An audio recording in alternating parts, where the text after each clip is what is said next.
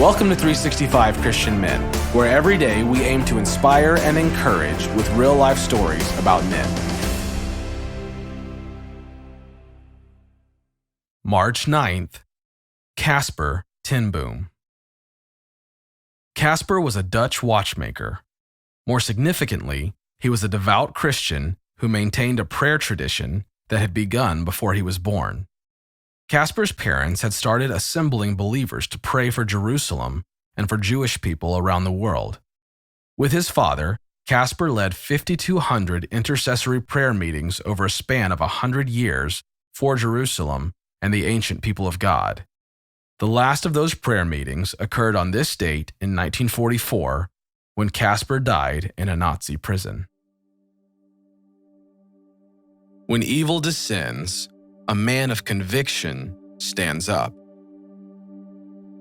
When the Nazis occupied Holland in 1940, 84-year-old Casper Tin Boom lived as he always had, a life of love and faith in action, upstairs above his watch shop.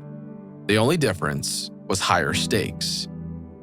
Affectionately nicknamed Haarlem's Grand Old Man, Casper refused to leave the side of his neighbors when they were forced to take the dreaded yellow star, identifying them as Jews. "Go home," his friends urged. But Casper wouldn't budge. "If it is good enough for God's chosen people to suffer," he said, "then it is good enough for me to suffer with them." When Casper returned home later that day, he handed the star to his daughter Betsy.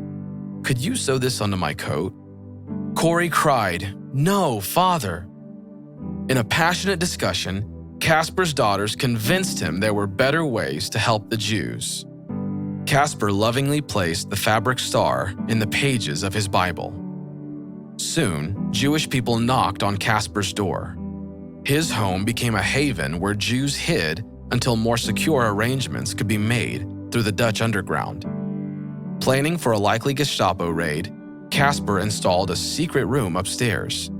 Building materials were smuggled in. A level stuck in a sock, 2 or 3 bricks like loaves of bread in a basket. They called the room Angel's Den. On February 28, 1944, minutes before the Gestapo stamped to the 3rd floor, 6 people slipped into the secret room. One group of officers splintered floorboards and searched for hollow walls, and another group beat Casper and his family and demanded information about Jewish people. Casper tasted blood, and his head throbbed as he leaned heavily upon his daughters. The Gestapo shoved them through the dark streets of Haarlem and held them in a crowded gymnasium. As they awaited their fate, Casper did what he did every night. He prayed and shared scripture. He had no Bible, but his steady, faithful voice recited Psalm 91, verses 1 and 2. "He that dwelleth in the secret place of the Most High shall abide under the shadow of the Almighty.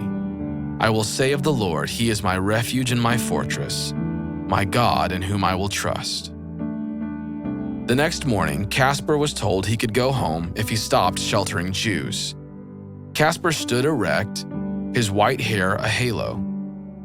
"If I go home today, tomorrow I will open my door again to any man in need who knocks."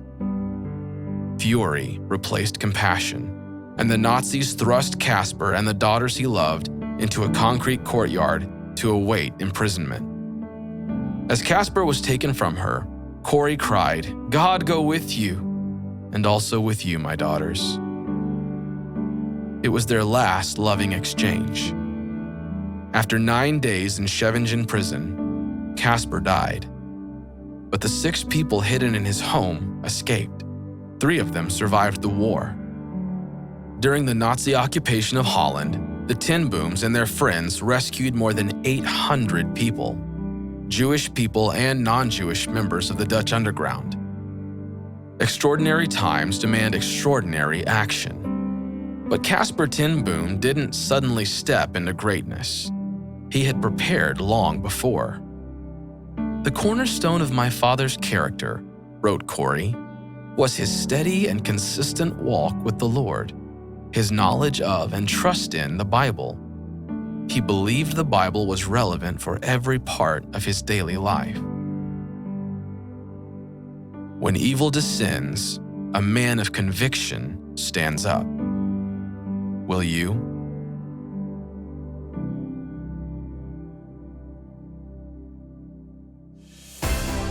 Thank you for listening to today's story.